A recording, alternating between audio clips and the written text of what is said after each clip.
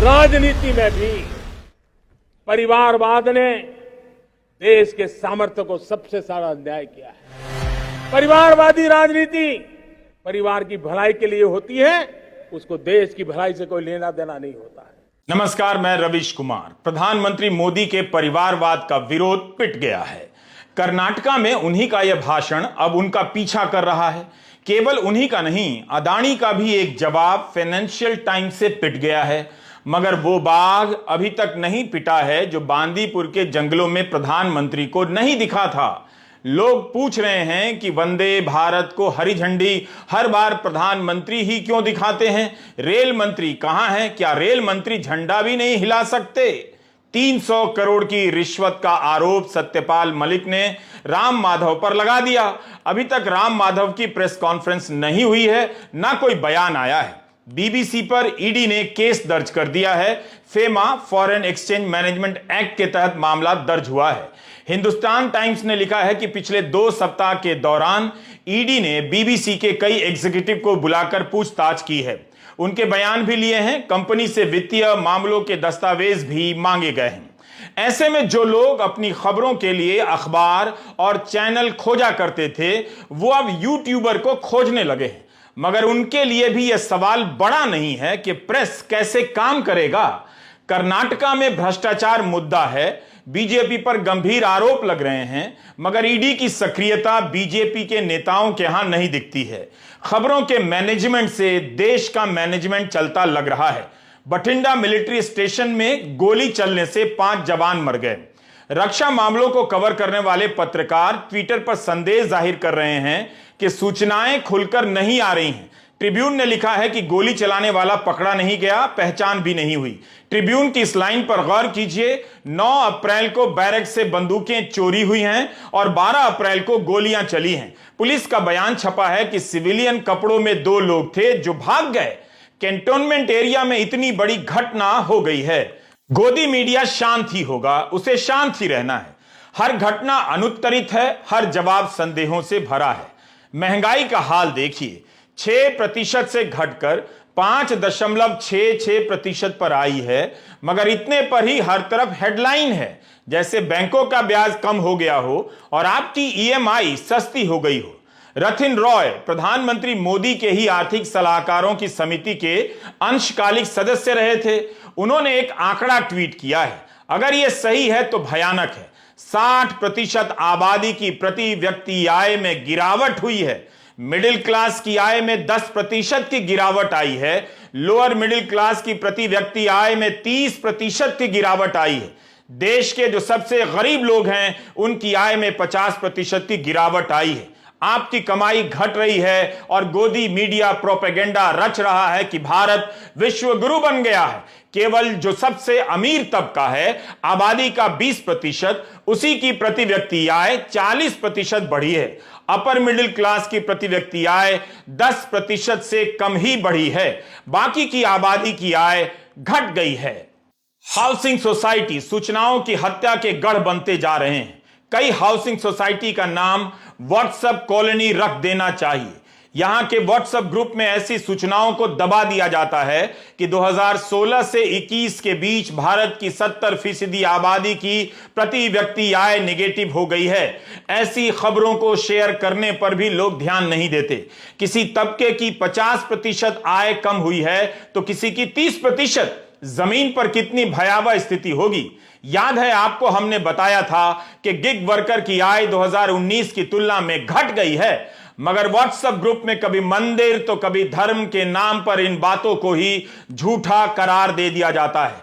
खबरें गायब हैं और आपको अपनी खबर नहीं है। हेडलाइन पढ़कर संतोष कर लेते हैं। अगर उसी जगह पर यह सूचना हेडलाइन छपी होती कि आपकी कमाई 30 से 50% कम हुई होगी, तो आपके दिमाग पर क्या असर होता? अगर वहीं पर यह सूचना छाप दी गई होती कि परिवारवाद को लोकतंत्र का शत्रु बताते बताते 9 साल हो गए, लेकिन प्रधानमंत्री मोदी की पार्टी में ही परिवारवाद बढ़ गया है। आप देख रहे हैं रवीश कुमार ऑफिशियल। चैनल को ज्वाइन जरूर कीजिए और सब्सक्राइब करने में दूसरों की भी मदद करना ना भूलें। बीएस येदियुरप्पा खुद मुख्यमंत्री रह चुके हैं। पद से हटने के बाद भी कर्नाटक चुनाव में टिकटों के बंटवारे में इन्हीं की चली है। मीडिया में हर जगह इस तरह की खबर छपी है। इनके बड़े बेटे राघवेंद्र शिमोगा से बीजेपी के सांसद हैं। दूसरे बेटे के विजयेंद्र को इसी जिले की सीट शिकारीपुरा से टिकट मिला है। इसी सीट से येदियुरप्पा लड़ा करते थे। पिता की सीट बेटे को गई है, तो यह परिवारवाद हुआ कि नहीं हुआ? क्या कभी प्रधानमंत्री ने इन तीनों को चाय पर बुलाकर परिवारवाद पर लेक्चर दिया है कि कैसे यह लोकतंत्र के लिए खतरा है? केंद्र में मोदी की सत्ता के 9 साल हो गए, क्यों नहीं प्रधानमंत्री येदियुरप्पा के बेटे का टिकट काट पाए? फिर क्यों अपने भाषणों में परिवारवाद, भाई भतीजावाद दोहराते रहते हैं, लोकतंत्र का शत्रु बताते रहते हैं? आज जब हम लोकतंत्र की इस ताकत की चर्चा कर रहे हैं, तो हमें इसके सामने खड़ी परिवारवाद जैसी चुनौतियों से भी सावधान रहने की जरूरत है। ये परिवारवाद ही है जो राजनीति ही नहीं बल्कि हर क्षेत्र में प्रतिभाओं का गला गोंदता है, उन्हें आगे बढ़ने से रोकता है। बात टिकट की नहीं है। हाल ही में दूसरे दलों के नेताओं के 2 बेटों को बीजेपी में शामिल किया गया। केरल कांग्रेस के नेता AK एंटनी के बेटे अनिल एंटनी का बीजेपी में धूमधाम से स्वागत हुआ। केंद्रीय मंत्री पीयूष गोयल ने स्वागत किया। क्या ऐसे हो रही है परिवारवाद के खिलाफ लड़ाई? जालंधर में उपचुनाव के पहले अकाली दल के नेता चरणजीत सिंह अटवाल के बेटे इंदर सिंह अटवाल को बीजेपी में लाया गया। यह सब देखकर बीजेपी के कार्यकर्ता मन ही मन क्या सोचते होंगे? बोल तो पाएंगे नहीं कि भाषण तो परिवारवाद के खिलाफ देते हैं और टिकट परिवारवाद के आधार पर देते हैं। कांग्रेस नेता श्रीवत्स ने बीजेपी के उम्मीदवारों की एक पूरी सूची ट्वीट कर दी है। श्रीवत्स ने लिखा है कि प्रधानमंत्री दावा करते हैं कि बीजेपी में परिवारवाद नहीं है। 1 फैमिली 1 टिकट का दावा पूरा झूठ निकला। इसके बाद श्रीवत्स ने उम्मीदवारों की पूरी सूची ही दे डाली है। कर्नाटक के मौजूदा मुख्यमंत्री बसवराज बोम्मई भी परिवारवाद के प्रतीक हैं।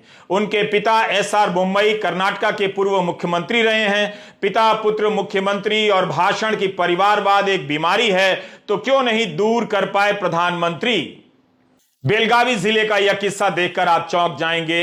इस जिले की पूरी राजनीति जारकिहोली बंधुओं के कब्जे में आ गई लगती है। 2 भाई बीजेपी में हैं और 2 भाई कांग्रेस में। प्रधानमंत्री मोदी इन 2 भाइयों का भी टिकट नहीं काट पाए। बीजेपी ने एक भाई बालचंद्र जारकिहोली को अरभावी सीट से उम्मीदवार बनाया है, तो सबसे बड़े भाई रमेश जारकिहोली को गोकक सीट से टिकट दिया है। रमेश जारकिहोली येदियुरप्पा सरकार में जल संसाधन मंत्री थे, पद से इस्तीफा दे दिया। बालचंद्र जारकिहोली कर्नाटक मिल्क फेडरेशन के अध्यक्ष हैं। इस परिवार के 5वें नंबर के भाई हैं लखन लक्ष्मण राव जारकिहोली। स्वतंत्र MLC हैं, लेकिन मीडिया रिपोर्ट के अनुसार रमेश जारकिहोली ने बीजेपी के आधिकारिक उम्मीदवार के खिलाफ अपने भाई का समर्थन किया। बीजेपी का उम्मीदवार हार गया। रमेश के 2 भाई कांग्रेस में हैं। रमेश के बाद दूसरे नंबर के भाई सतीश जारकिहोली कर्नाटक प्रदेश कांग्रेस के कार्यकारी अध्यक्ष हैं। बेलगावी का पुराना नाम बेलगाम है, गन्ने का क्षेत्र है। इस क्षेत्र के इस धनी परिवार का जिले की राजनीति पर कब्जा सा हो गया लगता है। पर इस एक परिवार से प्रधानमंत्री मोदी नहीं लड़ पाए। कोई नहीं तो कम से कम जारकिहोली बंधु रमेश और बालचंद्र ही हंस रहे होंगे, लोटपोट हो रहे होंगे कि विश्व लेवल के नेता होते हुए भी बेलगाम के असली नेता तो हम ही भाई लोग हैं, हमारा टिकट कौन काट सकता है? तब भी नहीं काट पाए जब इनके समय की जांच एजेंसियों से विपक्षी दल टूट जाते हैं, विपक्षी नेता चुपचाप बीजेपी में आ जाते हैं। ऐसे आरोप विपक्ष के नेता ही लगाते हैं। तब फिर प्रधानमंत्री मोदी जारकिहोली बंधुओं की जगह बीजेपी के किसी कार्यकर्ता को टिकट क्यों नहीं दिला पाए? फिर उनके इस भाषण का क्या मतलब है? कम से कम प्रधानमंत्री बेलगावी जिले को ही परिवारवाद से आजाद करा पाते। परिवार के कब्जे वाली पार्टियां, फैमिली रन पार्टियों के बीच भाजपा ऐसा राजनीतिक दल है जो युवाओं को आगे आने के लिए बहुत अवसर देता है, खुला मैदान देता है। बातें करना और उन बातों के लिए लड़ना 2 अलग अलग चीजें होती हैं। प्रधानमंत्री इन सवालों का जवाब देते तो यह भी पूछ लिया जाता उनसे कि कर्नाटका के ब्राह्मण संघ ने कहा है कि ब्राह्मणों को, ब्राह्मण उम्मीदवारों को ही वोट देना चाहिए, इस पर उनकी क्या राय है। यह पोस्टर ध्यान से देखिएगा। कर्नाटका ब्राह्मण डेवलपमेंट बोर्ड के चेयरमैन ने 12 ब्राह्मण उम्मीदवारों को टिकट देने के लिए बीजेपी नेतृत्व का शुक्रिया अदा किया है। क्या आप जानते हैं कि यह बोर्ड सरकारी है? फिर यह लेक्चर नेताओं से आप कैसे सुन लेते हैं कि उनका जात पात में यकीन नहीं है। सोशल मीडिया में एक और पोस्टर घूम रहा है। अखिल कर्नाटका ब्राह्मण महासभा बीजेपी और कांग्रेस के ब्राह्मण उम्मीदवारों को बधाई दे रहा है। यह सब चल क्या रहा है? क्या मोहन भागवत इस संगठन का विरोध कर सकते हैं कि हमें इस तरह से वोट नहीं चाहिए? क्या प्रधानमंत्री मोदी इस पर कोई लेक्चर दे सकते हैं? मीडिया में खबर है कि जाति के आधार पर वोट देने की अपील की गई है। हम इसकी पुष्टि नहीं कर सकते, लेकिन अगर ऐसा है तो इसे रोका जाना चाहिए, कानूनी कार्रवाई होनी चाहिए। केवल अपनी जाति के उम्मीदवारों को वोट देने की अपील आप कैसे कर सकते हैं? क्या भाजपा के साथ साथ कांग्रेस और जेडीएस को इसका विरोध नहीं करना चाहिए? ब्राह्मण संघ ने यह भी कहा है कि जाति पहले है और पार्टी बाद में। ऐसा पत्रकार ट्वीट कर रहे हैं। सारी आदर्शवादी बातें इस चुनाव में एक्सपोज हो गई हैं। हम बात परिवारवाद की कर रहे हैं। प्रधानमंत्री मोदी का परिवारवाद, उसका विरोध पिट गया है। अब जल्दी ही आप प्रधानमंत्री मोदी को परिवारवाद के इन चेहरों के लिए वोट मांगते हुए देखने जा रहे हैं। तेजस्वी सूर्या बीजेपी के सांसद हैं। इनके चाचा को दूसरी बार टिकट मिला है। बीजेपी के विधायक रवि सुब्रमण्या को इस बार भी टिकट मिला है। तुमकुर से बीजेपी के सांसद जीएस बसवराज के बेटे ज्योति गणेश को बीजेपी ने टिकट दिया है। लिंगायत नेता उमेश कट्टी के निधन के बाद उनके बेटे निखिल कट्टी को हुक्केरी सीट से और उमेश कट्टी के भाई रमेश कट्टी को चिक्कोडी सदलगा से टिकट मिला है। दो रेड्डी बंधुओं को भी टिकट मिला है। बीजेपी के सांसद श्रीनिवास प्रसाद के दामाद हर्षवर्धन को भी नंजनगुड से बीजेपी का टिकट मिला है। इसके बाद भी आप प्रधानमंत्री का परिवारवाद पर यह भाषण कैसे सुन सकते हैं? क्या मतलब है इस बात का? इस बात को दोहराते रहने का क्या मतलब है? जब प्रधानमंत्री हर काम करने का दावा करते हैं, मजबूत नेतृत्व का दावा करते हैं, तो अपनी पार्टी में परिवारवाद के सामने कैसे हार रहे हैं? क्या यह उनकी हार नहीं है? यह हिस्सा तो प्रधानमंत्री ने लाल किले से सुनाया है। क्या वो केवल ललित निबंध था? क्या उनकी बातों का कोई मतलब नहीं होता? दुर्भाग्य से राजनीतिक क्षेत्र की उस बुराई ने हिंदुस्तान की हर संस्थाओं में परिवारवाद को पोषित कर दिया है। परिवारवाद हमारी अनेक संस्थाओं को अपने में लपेटे हुए है और उसके कारण मेरे देश की टैलेंट को नुकसान होता है, मेरे देश के सामर्थ्य को नुकसान होता है। जिनके पास अवसर की संभावनाएं हैं वो परिवारवाद, भाई भतीजे के बाद बाहर रह जाता है। भ्रष्टाचार का भी कारण ये भी एक बन जाता है ताकि उसका कोई भाई भतीजे के कार्य आसरा नहीं है तो लगता है चलो भाई कहीं से खरीद करके के जगह बना लूं। विजयनगर से सिद्धार्थ सिंह को भाजपा ने टिकट दिया है। उनके पिता आनंद सिंह पर्यटन और पर्यावरण मंत्री हैं। इन पर भ्रष्टाचार के काफी आरोप हैं। 2013 में सीबीआई की एंटी करप्शन ब्यूरो ने लोहे के अवैध खनन के केस में गिरफ्तार भी किया था। यह जांच अभी चल रही है। इस बार पिता की जगह विजयनगर से पुत्र को टिकट दिया गया है। कर्नाटका चुनावों के लिए भाजपा के उम्मीदवारों की सूची बता रही है कि परिवारवाद का परचम लहरा रहा है। जब प्रधानमंत्री यह कहते हैं कि वे वोट के लिए राजनीति नहीं करते, तब यह जोखिम क्यों नहीं उठा पाए कि परिवारों के चंगुल से अपनी पार्टी को निकालकर कार्यकर्ताओं के हाथ में टिकट सौंप दें? प्रधानमंत्री कम से कम सतीश आचार्य का बनाया हुआ यह कार्टून ही देख लें। परिवारवाद के सामने वे कितने लाचार और पराजित लग रहे हैं। निपाणी से बीजेपी के सांसद अन्ना साहब की पत्नी शशिकला जोले को टिकट क्यों दिया गया? सांसद उमेश जाधव के बेटे अविनाश जाधव को टिकट दिया गया है। उमेश जाधव तो कांग्रेस से बीजेपी में आए हैं, तब फिर बीजेपी इनके बेटे की जगह अपने कार्यकर्ता को टिकट क्यों नहीं दे सकी? पिता सांसद हैं और बेटे को विधायकी का टिकट मिला है। पूर्व मुख्यमंत्री कुमार बंगारप्पा के बेटे को दोबारा टिकट मिला है। आइए एक बार फिर से परिवारवाद कितना खतरनाक है, इस पर प्रधानमंत्री के ही उच्च विचार सुन लेते हैं।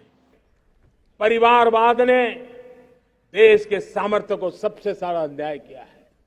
परिवारवादी राजनीति परिवार की भलाई के लिए होती है, उसको देश की भलाई से कोई लेना देना नहीं होता है। और इसलिए लाल किले की प्राचीर से तिरंगे झंडे के आन बान शान के नीचे भारत के संविधान का स्मरण करते हुए मैं देशवासियों को खुले मन से कहना चाहता हूं, आइए हिंदुस्तान के राजनीति के शुद्धिकरण के लिए भी, हिंदुस्तान की सभी संस्थाओं के शुद्धिकरण के लिए भी हमें देश को इस परिवारवादी मानसिकता से मुक्ति दिला करके योग्यता के आधार पर देश को आगे ले जाने की ओर बढ़ना होगा। यह अनिवार्यता है, वरना हर किसी का मन कुंठित रहता है कि मैं उसके लिए योग्य था, मुझे नहीं मिला क्योंकि मेरा कोई चाचा मामा पिता दादा दादी नाना नानी कोई वहां थे नहीं। ये मनस्थिति किसी भी देश के लिए अच्छी नहीं। तो क्या यह सब भाषणों के लिए ही था? इसमें क्या बदलाव आया? जो चीज देश के लिए अच्छी नहीं है, जाहिर है वो भाजपा के लिए भी अच्छी नहीं होगी। फिर प्रधानमंत्री की पार्टी में परिवारवाद इतना कैसे भर गया? आपसे अनुरोध है कि वीडियो हमेशा पूरा देखा कीजिए और हो सके तो रवीश कुमार ऑफिशियल ज्वाइन भी किया कीजिए। परिवारवाद को हम सपोर्ट नहीं करेंगे बात करते थे, लेकिन अभी इस चुनाव में अभी टिकट जो अनाउंस हुआ है, अभी देखा तो 12 जिलों में परिवारवाद एक ही परिवार में टिकट दिया गया है। प्रधानमंत्री नरेंद्र मोदी जी, केंद्र गृह मंत्री अमित शाह जी कर्नाटक में 2 चीज़ के बारे में बात नहीं कर सकते, वो एक भ्रष्टाचार और दूसरा परिवारवाद। कर्नाटक बीजेपी में ये दोनों भी सेलिब्रेट हो रहा है। कर्नाटक के नेता, बीजेपी के वरिष्ठ नेता जो है येडियुरप्पा, उसका बेटा अभी एमपी है। कांग्रेस का आरोप है कि भाजपा ने 30 से ज्यादा ऐसे उम्मीदवारों को टिकट दिए हैं जो किसी का समधी है, ससुर है, पिता है, पति है, भाई है, भतीजा है, बेटा है, बेटी है, दामाद है। गजबी भाई भतीजावाद से लेकर परिवारवाद का मेला लगा हुआ है। कहीं कोई सवाल नहीं है प्रधानमंत्री नरेंद्र मोदी से, गोदी मीडिया खामोश है। Today we had come out with a very big expose, and I will say the Bharatiya Janata Party will not have any answer to this. The BJP had become nepotism plus rowdiness is BJP. If you will add nepotism with rowdiness, the sum will come out as Bharatiya Janata Party. The real face of BJP is exposed in this Karnataka election. Karnataka का नतीजा जो भी आए, लेकिन ticket के बंटवारे से साफ लग रहा है कि बीएस येदियुरप्पा की ही चली है। उन्हें किनारे लगाने के लिए दिल्ली की शह पर कर्नाटका में कई नेता आगे किए गए, मगर 80 साल की उम्र में येदियुरप्पा ने दिखा दिया कि राज्य में नेता वही हैं। कर्नाटका में बीजेपी भ्रष्टाचार के आरोपों से घिरी हुई है। बीजेपी के 4 विधायक और विधान पार्षदों ने पार्टी छोड़ दी है और के भी इस्तीफे की चर्चा चल रही है। फिर भी बहस नहीं है कि कर्नाटका में मोदी के नेतृत्व को चुनौती मिल रही है। येदियुरप्पा ने शाह और मोदी को चुनौती दे डाली है। इस छत से बीजेपी का झंडा उतारने वाले ये बीजेपी के ही कार्यकर्ता हैं। ये बीजेपी के नेता हुडी विजय कुमार का घर है, जिसका नाम उन्होंने मोदी निवास रखा था।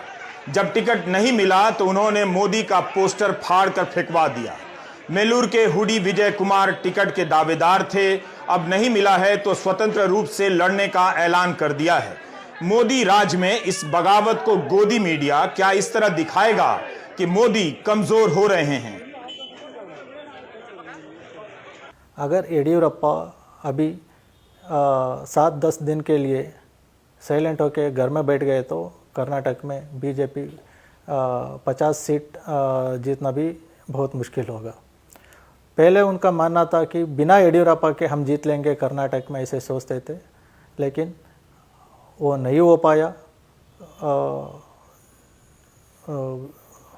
1 महीने के अंदर मोदी जी ने, अमित शाह जी येडियुरप्पा के घर को आना पड़ा कांग्रेस का एक विधायक टूटता है तो हंगामा मचता है, मगर कर्नाटका में बीजेपी के भीतर बगावत क्यों है, इस पर चर्चा नहीं होती कि किसका नेतृत्व भरभरा रहा है। उधर 12 अप्रैल के वीडियो में अदानी समूह का बयान काफी धूमधाम से हमने पढ़ दिया, चला दिया, तब भी जबकि हिंदी की प्रेस रिलीज की हिंदी सरल नहीं थी, खराब ही थी। अब फाइनेंशियल टाइम्स का जवाब आया है। कोलकाता से छपने वाले अखबार टेलीग्राफ में खबर छपी है। लंदन से अमित रॉय ने यह खबर फाइल की है। अखबार के प्रवक्ता ने कहा है कि हमारा आर्टिकल बिल्कुल सही है और हम उसके साथ खड़े हैं। अदानी ने मांग की थी कि रिपोर्ट गलत है, वेबसाइट से हटा ली जाए, मगर टेलीग्राफ ने छापा है कि फाइनेंशियल टाइम्स ने गलत मानने से इनकार कर दिया है। वैसे फाइनेंशियल टाइम्स के ट्विटर हैंडल पर हमें उनका जवाब नहीं मिला है। हमने इसी वीडियो के शुरू में बताया कि एक ग्राफ वायरल हो रहा है जिसमें बताया जा रहा है कि भारत की 70% आबादी की कमाई घट गई है। 2016 से 21 के बीच निम्न मध्यम वर्ग की प्रति व्यक्ति आय 30% घटी है और गरीब तबके की 50% प्रति व्यक्ति आय घटी है। बयानों में आप चाहे जितना दावा कर लें, मगर यह सच है तो अब बाहर आने लगा है। जिन अखबारों में यह खबर कभी हेडलाइन नहीं बनेगी भी तो उस तरह से नहीं चीखेगी जैसे महंगाई में मामूली कमी की हेडलाइन चीख रही है। उन्हीं अखबारों में आज एक विज्ञापन आया है। आज के टाइम्स ऑफ इंडिया में यह विज्ञापन छपा है। नीचे the Hindu, the telegraph, the times of India और हिंदुस्तान टाइम्स के नाम है। इसमें लिखा है कि केवल 1% भारतीय के पास भारत की कुल आमदनी का 22% हिस्सा पहुंचता है। हवाई जहाज में जो लोग उड़ते हैं उसका 45% हिस्सा इसी 1% से आता है। 8% भारतीयोयों के घर में अपनी कार है। यूपीआई के जरिए पैसे की लेन देन का 44% हिस्सा केवल 6.5% ग्राहकों का होता है, यानी ये तो बहुत कम है। 7.4% शहरी भारतीय ही अंग्रेजी अखबार पढ़ते हैं। यह संख्या तो और भी भयानक है। यह हमारी अमीरी की पोल खोल देती है और गरीबी की भी। 4 अखबारों का यह सम्मिलित विज्ञापन क्या इस ग्राफ की पुष्टि नहीं कर रहा है कि गरीब लोगों की कमाई 50% कम हो गई होगी, लोअर मिडिल क्लास की कमाई 30% घट गई होगी, जो ऊपर की आबादी है उसके 20% हिस्से की प्रति व्यक्ति आय 40% बढ़ी है। इसी छोटे से प्रतिशत को लुभाने के लिए यह विज्ञापन निकाला गया होगा। पता चलता है कि मिडिल क्लास का मिडिल स्टंप उखड़ चुका है। अगर धर्म की राजनीति के नाम पर जुनून ना पैदा किया जाए तो इस मिडिल क्लास का अपना राजनीतिक चेहरा हल्की सी हवा के झोंके से बेपर्दा हो जाएगा। मिडिल क्लास की नियति अब पटरी से उतर चुकी है। व्हाट्सएप में जो आएगा अब तो वही दोहराएगा, मिट्टी में मिल जाएगा मगर वही दोहराएगा। नमस्कार, मैं रवीश कुमार।